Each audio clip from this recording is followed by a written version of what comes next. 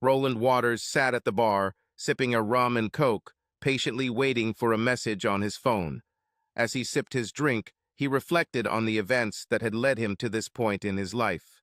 Born 36 years ago in Anchorage, Alaska, he married Linda, his high school sweetheart, immediately after graduation. He took a job on the Trans-Alaska Pipeline and spent weeks at a time moving from Prudhoe Bay to Valdez, fixing various problems as they arose. One day, he returned home after a grueling 6 weeks on the road to find his wife in bed with two of his former classmates.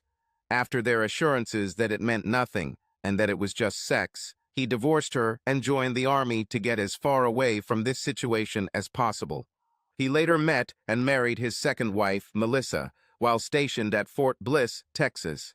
He thought he had hit the jackpot, but found out otherwise when he returned from a 12-month deployment to Iraq. He found her in bed with another soldier on the base and divorced her. This marriage lasted just under 2 years, about the same length as his marriage to Linda. He threw himself into his work and became the best soldier he could be. He had one task to kill the enemy, and he got damn good at it. Following his military service, he was hired as a freelancer, working for various interests in places such as Africa and the Middle East. He also worked in Myanmar, helping ethnic minorities against a brutal regime. In short, he became a soldier of fortune, a mercenary, highly paid and in demand. His ruthlessness, efficiency, and brutality on the battlefield attracted potential clients. One of the factors that set Roland apart from other contractors was that he carefully selected his clients. For example, he refused to work for those involved in substances or human trafficking. On several occasions, he took on lower-paying assignments simply because he agreed with his benefactor's cause. Another factor that set him apart from others was his weapon. While others opted for more modern weapons, he used an old World War II Thompson submachine gun that he had purchased from a somewhat shady character who claimed the pistol had been used by another mercenary in the Congo War of the 1960s. Legend has it that Patty Hearst bought this gun after hearing about it. The person said, Roland didn't believe this statement. He was familiar with this old song. However, the weapon seemed to call to him, and it felt good in his hands. It was almost as if they were made for each other. The weapon was in excellent condition and came with 2 large magazines and a drum that held 100 rounds of 45 ACP ammunition. It only had an effective range of about 150 meters, but the trench broom, as it was called, was lethal and suited it just fine. He especially liked that it was designed to be fired from the hip. It cost him a lot of money, but it was deadly at close range and very reliable. After a decade of working as a mercenary, he grew tired of the constant fighting and returned home, hoping to leave his past behind and start a family. He became a freelance consultant for a private security company and settled down.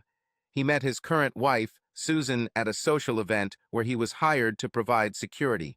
Susan was an attorney at the firm of Freeman and Douglas. They literally ran into each other at an event as she was heading towards the bar. He caught her when she tripped, stopping her from falling onto the hard floor. He didn't think much of it at the time, but Susan was immediately attracted to the tall, quiet, powerfully built man with a jagged scar on his face. They talked a lot that night and started dating. He was very careful not to reveal too much about his background, only telling her that he worked overseas as a contractor after serving 4 years in the military. He became very creative when she asked about the scars on his body, and he, of course, never told her about his secret foreign accounts. He'd already been burned twice and wasn't about to go through that again. They fell in love and married a year after they first met, and Roland thought he had finally found his only true soulmate. At first, everything was great for them. They enjoyed each other several times a week and had a good relationship. Of course, they had their differences, like all married couples, but they overcame them. They even discussed the possibility of having children and bought a 2-story, 3-room house in a nice suburb. Then everything started to fall apart. Susan began to spend more time in the office, working on various tasks and going to parties with the girls and other colleagues. This made Roland uneasy, but then came the summer party thrown by her company. Roland went with Susan as he always did, but he knew there was going to be trouble as soon as he entered. Susan introduced him to her colleagues as always, but then she introduced him to the firm's new attorney, Michael Van Owen. For a moment, Roland experienced déjà vu. He hoped that this was not the Van Owen he had known in Africa. But when he looked at the tall man with a chiseled face, his hopes were dashed.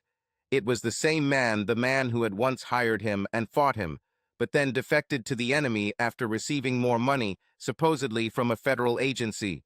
Several years have passed since then, but Roland was not a person who forgives easily, and he never forgot faces. Roland came face to face with the man who once tried to kill him. Van Owen extended his hand with a smirk on his face, but Roland simply walked past. Susan ran after him, calling out to him. "Roland, dear," she said, "what's happened? Why were you so rude to Mike?" Roland couldn't tell her the whole truth without revealing his real past. "I don't trust this man," he said. "Something about him bothers me. Sorry, I really can't explain." "Well, you'll have to live with it," she said. "Mike and I are working on several projects right now, and we'll be spending a lot of time together. Now gather yourself and join us at the table."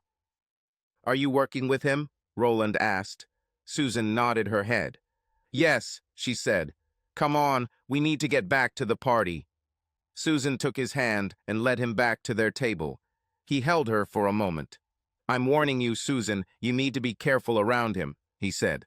"Don't worry," she said. "I'll be careful. Now let's go, you're embarrassing me." He allowed her to lead him back to the table where they sat down. Van Owen sat down opposite them, watching Roland closely. Maybe, Roland thought, he was afraid that he might be exposed. Susan went to another table to talk with her colleagues. Van Owen leaned across the table and looked Roland in the eye. "I hope you understand that what happened in Africa was not personal," he said. "It was just business. But now that I know Susan is your wife, it's become personal. Know that I intend to do everything to take her from you." "I should have hunted you like a dog and killed you back in Africa," Roland said. "And I warn you, if you touch my wife, I will kill you." Van Owen laughed. "You are such a naive romantic, Roland," he said. "You've always been like this. I've already tasted your wife, and I intend to have her before your eyes before it's all over. And then I will fulfill the contract for you.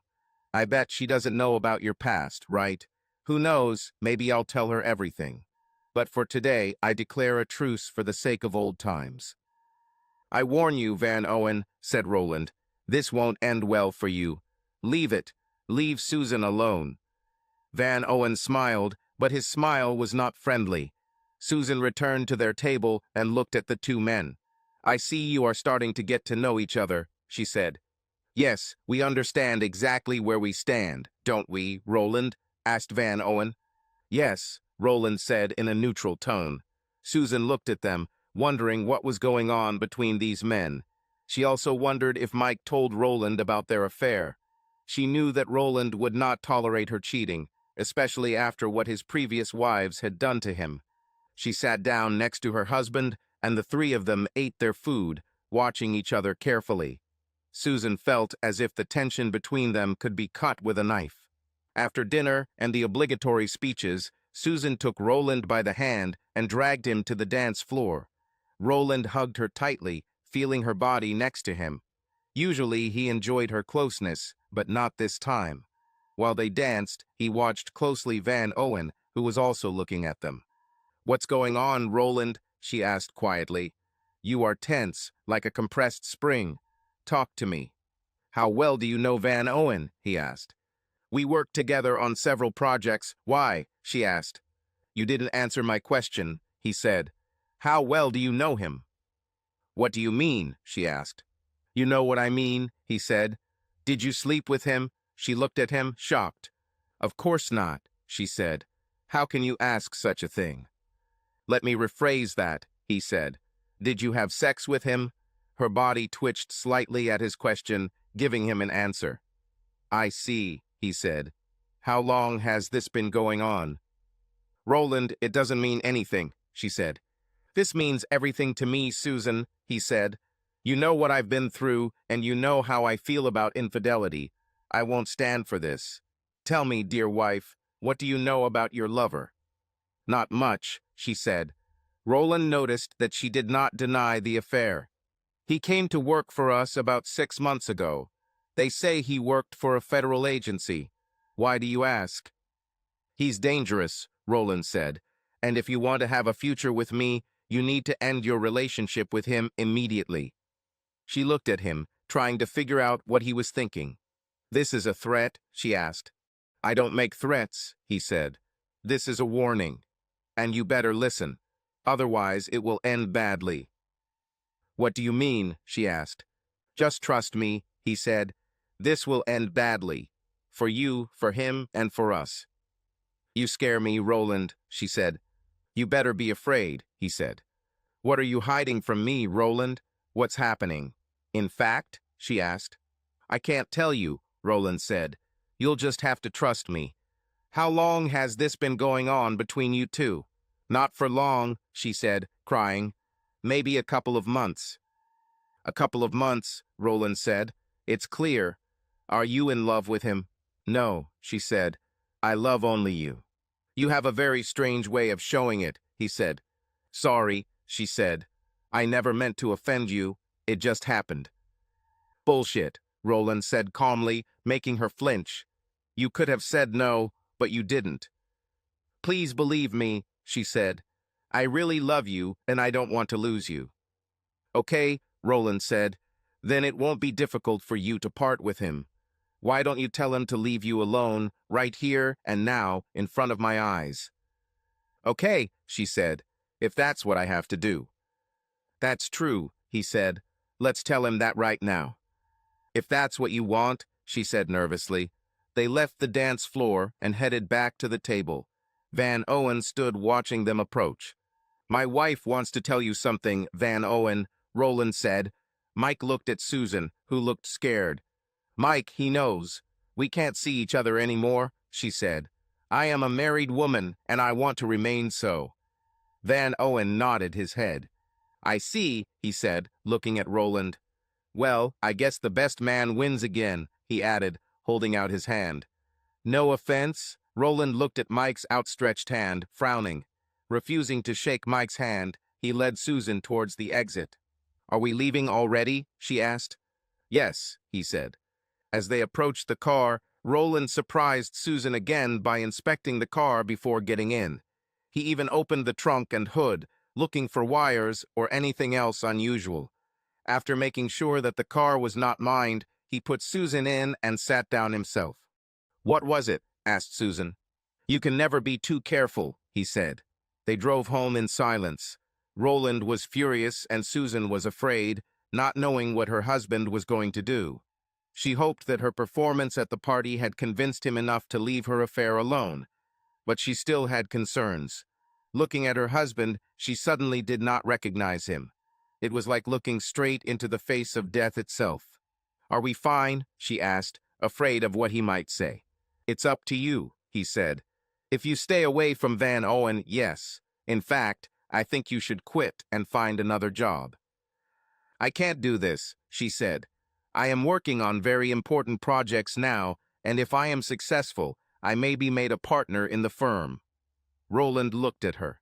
Are you saying that your job is more important than our marriage? Roland asked. No, she said. I'm just at a key point in my career, and I can't afford to screw it up now. You have already ruined our marriage. My gut tells me I should throw you out on the street, he said. And I can still do it. If I find out you're still sleeping with Van Owen, it's over. Understood? She nodded her head. Got it, she said. But you have to tell me what's going on between you two. I already said I can't reveal this, he said. I'll just say we've dealt with each other before and leave it at that, okay? Susan nodded her head, but decided to talk to Mike. Roland decided at that moment that he would try to improve his relationship with Susan, but it would be a trust but verify situation. At the first opportunity, he contacted an old friend who specialized in surveillance. Bill Matthews had trouble with the law as a child, but those who knew him said he was just an excitable guy. Bill was not as skilled with firearms as the other members of the team, but he was the best reconnaissance and surveillance specialist Roland had ever met. He was also a good planner and could assess a situation in a matter of seconds. Roland often said that he trusted Bill's guesses more than other people's so-called facts. "What? Is Van Owen alive?" asked Bill. "Are you sure about this?" "Oh, yes," said Roland, "and he slept with my wife." "That son of a bitch," Bill said. "What do you want from me? Whatever it is, I'll do it." "What I need now is surveillance, audio, video, everything," Roland said. "How much is it?" "Hey, I owe you my life more than once," Bill said. "Consider it a favor." "Thank you," Roland said. "I appreciate it, but let me at least cover your expenses." "Buy me a beer when this is over, okay?" Bill asked. Roland smiled. "Consider it a deal, my friend," he said. "So what are you going to do with them if they're still, involved?" asked Bill. "We'll cross that bridge when we get to it," Roland said. It didn't take long before Roland had the proof he needed. A week after talking to Bill, he was holding a large envelope with photos and a USB drive with several high-definition videos. On Friday, he sat in the kitchen with an envelope, waiting for his wife to return. His .45 caliber pistol was also on the table. It was 6:30 p.m. when she opened the door and walked in. She walked into the kitchen and saw her husband sitting at the table with an envelope and a gun in front of him. Instinctively, she knew she was caught. "Sit down, wife," Roland said in a neutral tone. She remained standing. "I said sit down," he barked. She timidly pushed back her chair and sat down. "So you got me," she said. Roland nodded his head slowly. "Do I need to show you the photos?" he asked. "What about the video?" Her eyes opened wide. "Do you have a video?" she asked. "Yes," said Roland, "in high definition. I have to say, you should have been a star. You know what was worse than seeing you have sex with that bastard?" "No, Roland, I don't know," she said quietly. "Hearing you two talk about me disrespectfully," he said. Susan lowered her head, tears streaming down her cheeks. "Stop crying," he said. "You made a promise to me, and then you broke it. How could you do this to us?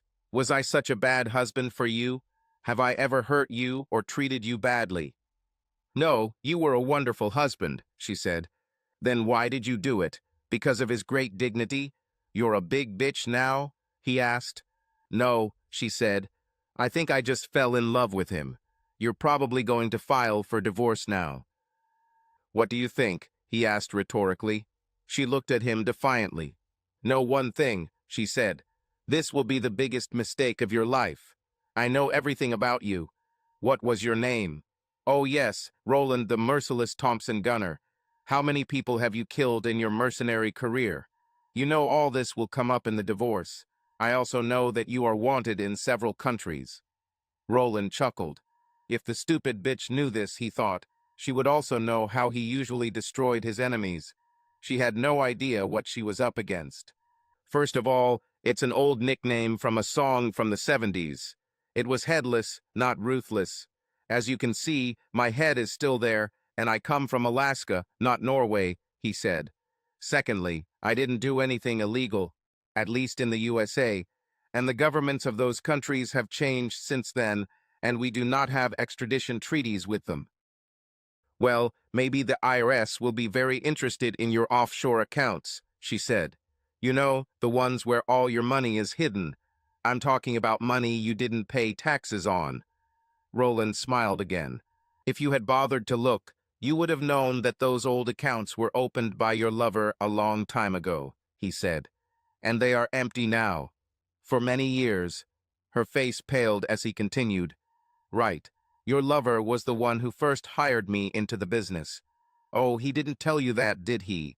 I bet he also didn't tell you that he's been by my side for years. And I bet he didn't tell you about the contract to kill me." "What?" she asked. "This can't be true." "Oh, but it's true, dear wife," said Roland. "He came very close to killing me.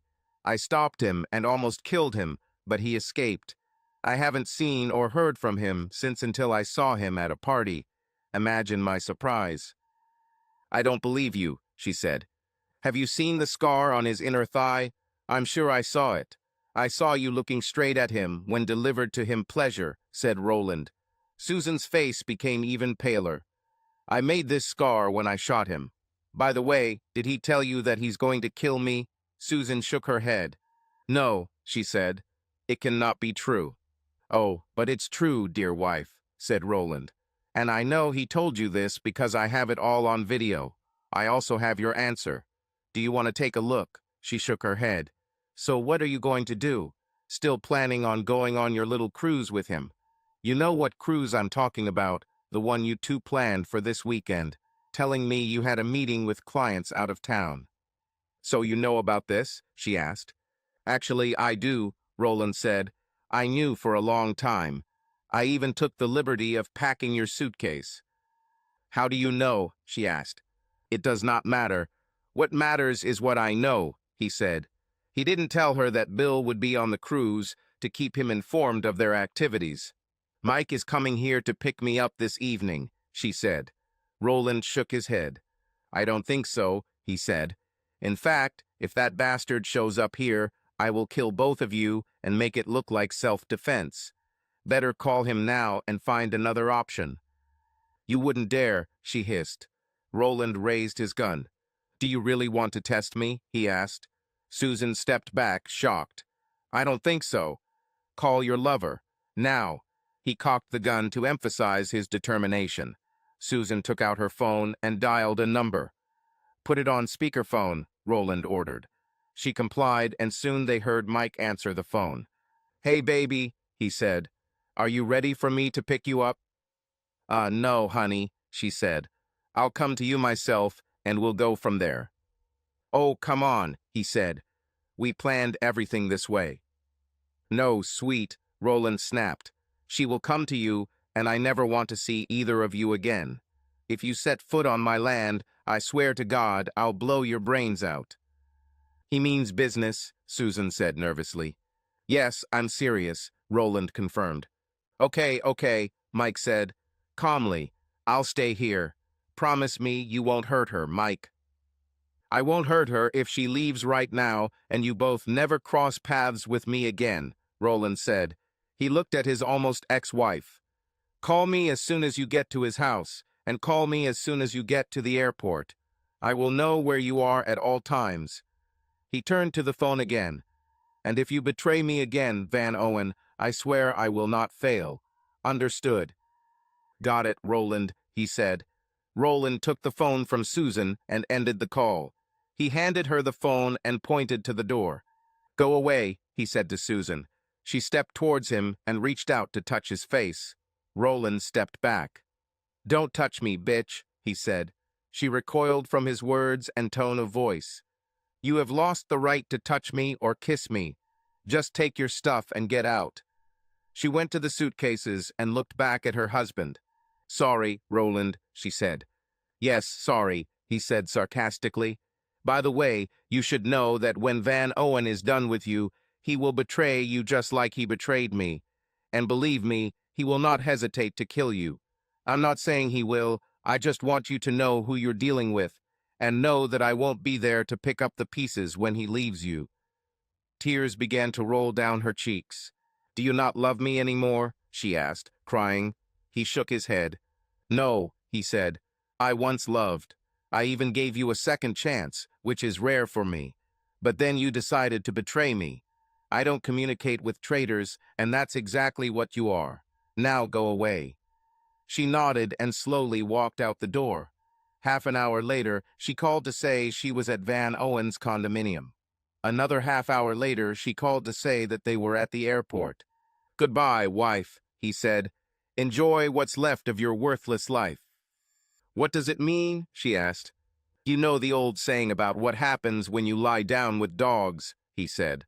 "Just remember what I told you." He ended the call and dialed Bill's number. "They're at the airport," he said when Bill answered. "Got them," Bill said. "I'll keep you posted."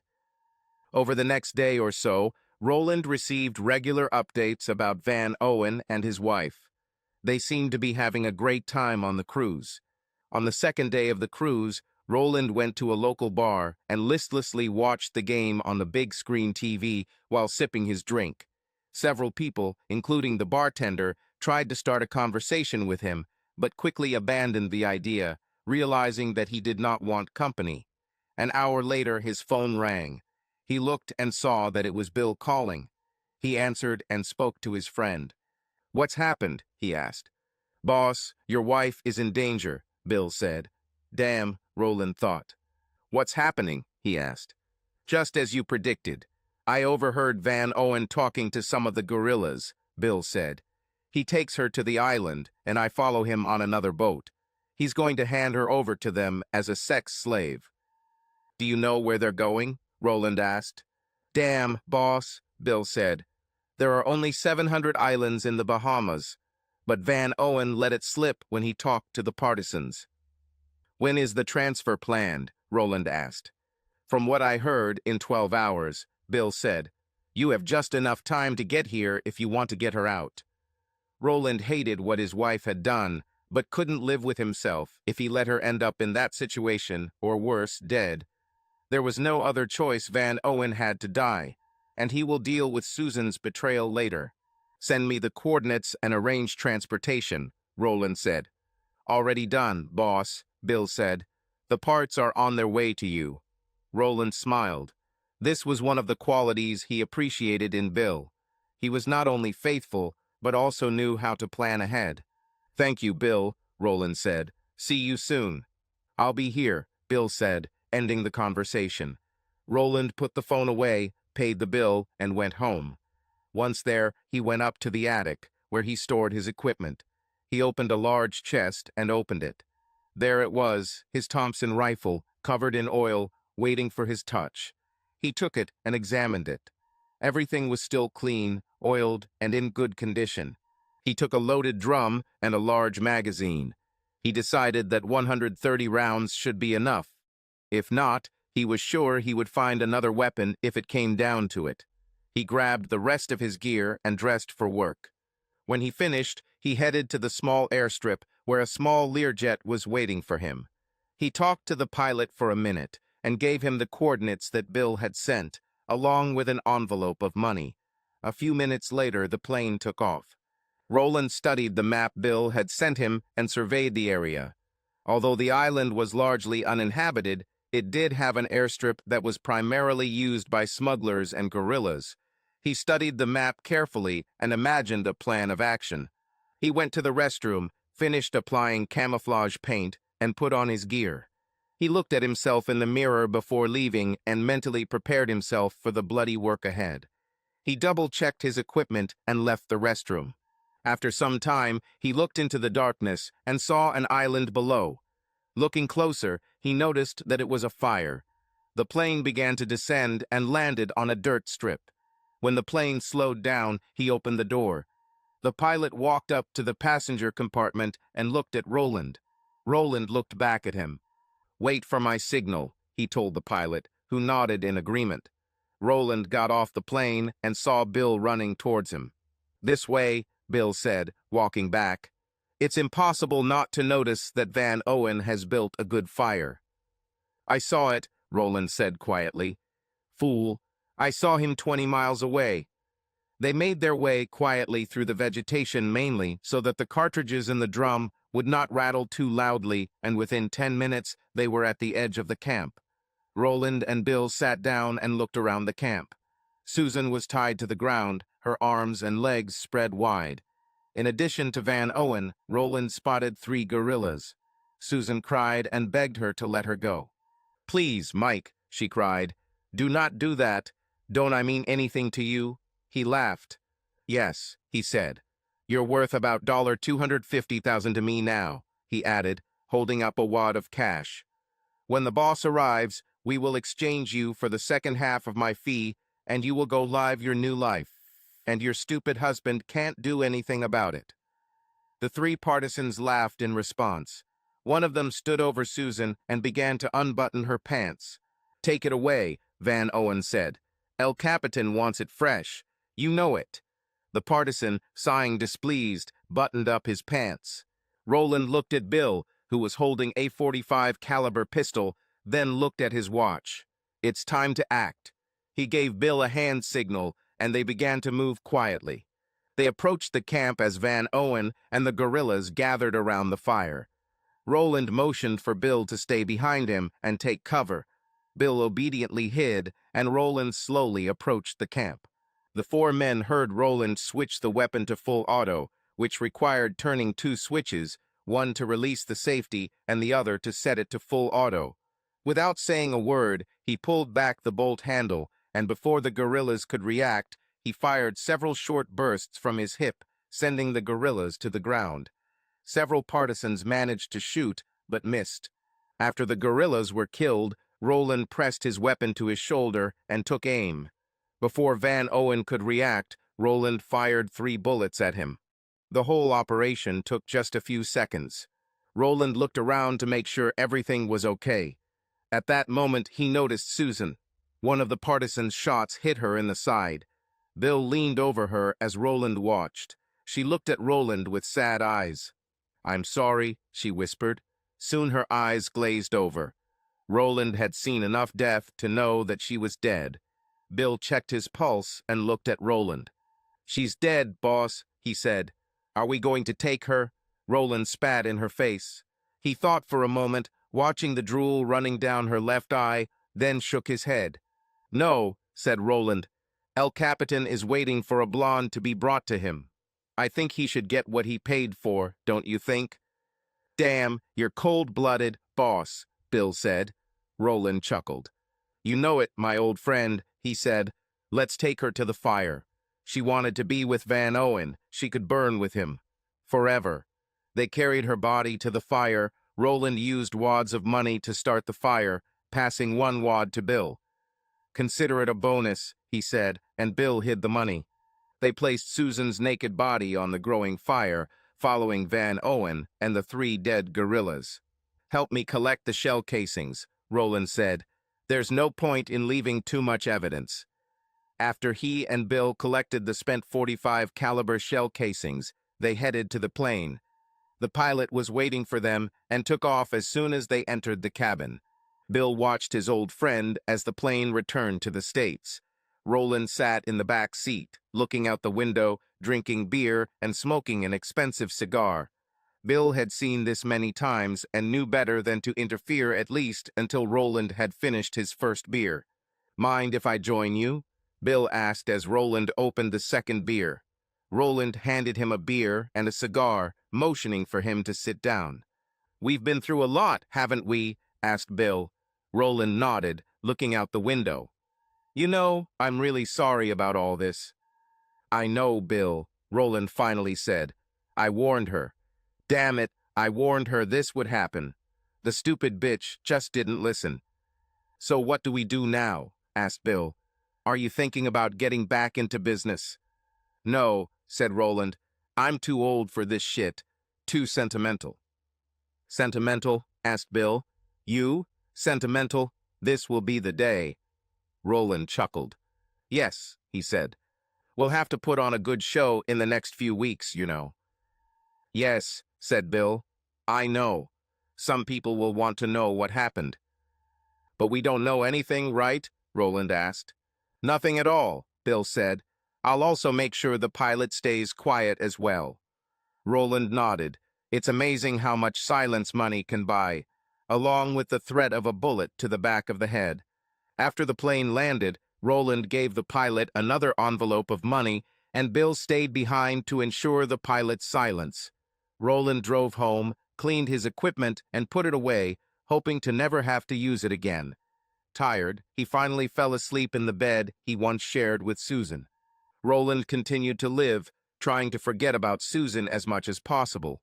When the ship reported that she was not on board, he filed a missing persons report and put on a performance for the police who questioned him. They accepted his story and left, wishing him luck. The company where Susan and Van Owen worked also questioned him about their absence. He managed to convince them and even make fun of them. Of course, they knew about her affair with Van Owen, right? He waited patiently, and a year after Susan went on the cruise, he filed for divorce over her disappearance. 60 days later, the divorce was finalized, and Roland became a free man again. Still resentful of her actions, Roland gave up on the idea of another serious affair with a woman. Everything was going fine for Roland until the week before Christmas, when he heard a knock on the door. He looked through the peephole and saw two men in dark suits and glasses. FBI, he thought. He opened the door, and one of them showed his ID. "Roland Waters?" asked the man. "Yes," Roland answered. "Special Agent Smith," he said. "This is Agent Jones, FBI. Can we come in and talk for a minute?" "Of course," Roland said, ushering them inside.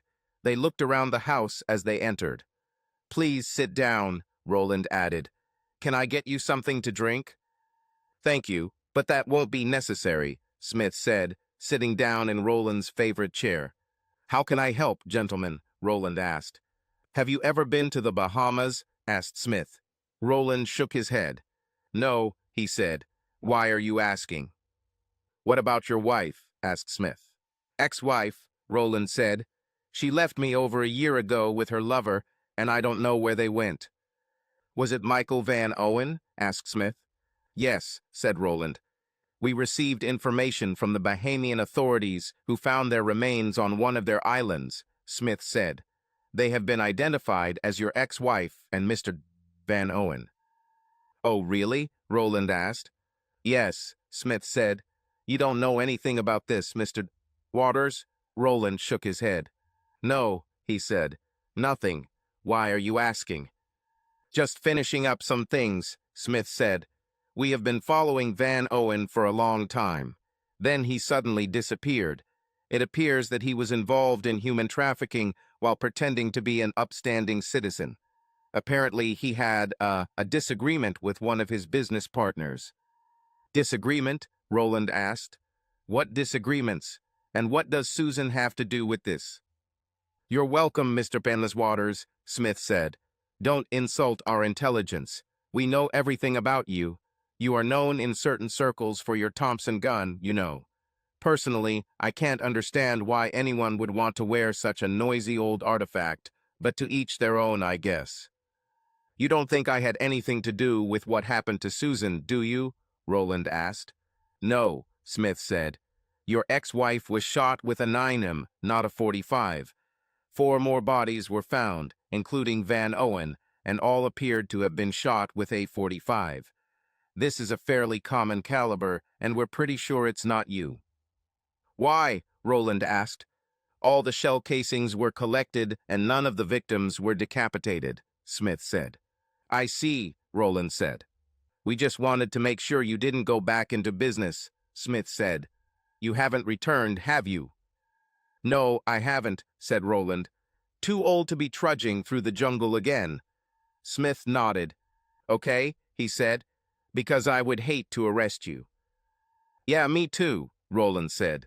Smith and Jones stood up and shook Roland's hand. "That's all we have at this point," Smith said. "If you hear anything, call me," he added, handing Roland his business card. "Thanks, I'll do that," Roland said. Smith nodded. "Merry Christmas, Mr. Waters," he said as he walked out. Roland thought about calling Bill, but his friend beat him to it. "Hey, boss," Bill said. "I wanted to let you know." "I know," Roland said. "They just left." "They talked to me too," Bill said. "I didn't tell them anything. They said they were just finishing things up." "They told me the same thing," Roland said. "Hey, why don't we grab a beer?" Bill agreed, and they met that evening at a local bar. Their beer had just arrived when a song started playing on the jukebox. Roland was a warrior from the land of the midnight sun, with a Thompson gun for rent. "We must fight." "Merry damn Christmas," Roland said as the song he hated started playing. "Merry damn Christmas, boss," Bill said, raising his beer. Roland looked around the bar, trying to see who played this song. 2 men in dark suits sat in one corner. One of them raised a beer in his direction with a wry grin. "Agent Smith." "Bastard." Roland smiled back, raising his middle finger with one hand while holding his beer with the other. Smith laughed and drank his beer. When Smith and Jones finished their beers, They walked over to Roland's table. "Well, well," said Smith.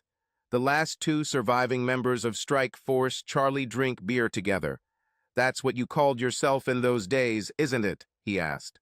"Just two old friends drinking beer," Roland said. "There's nothing illegal about this, right? It's the Christmas season." "Of course not," Smith said. He pulled up a chair and sat down next to Roland. He pointed to a very attractive waitress in a short skirt. "You know, she's been eyeing you ever since you came in." "So what?" Roland asked. "Probably looking at this scar," he added, pointing to the scar on his face. "No, I don't think so," Smith said. "What do you say?" he asked, looking at Jones. Jones shook his head.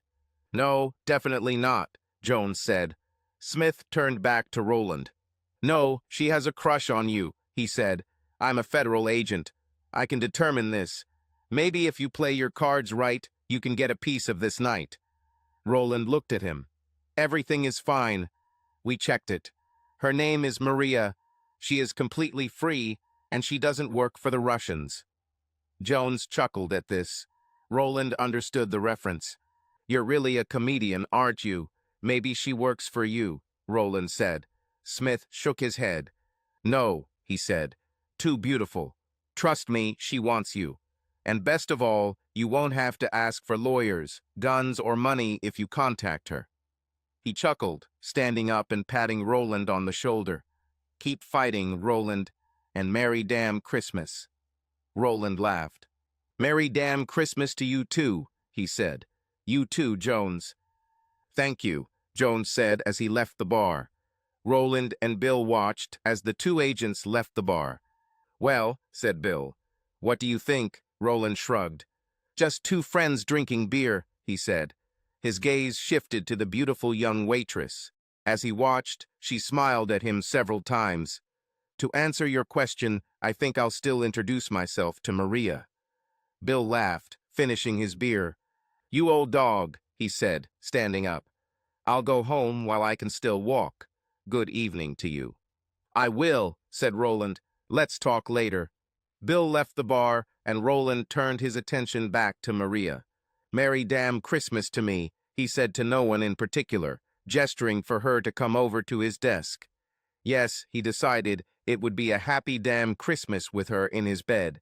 Subscribe to our channel so that your love doesn't cheat on you, and go ahead and listen to the next story, because this story is nothing compared to the next one. If you're under 18, don't even think click to the next one. Click to the next one. Click to the next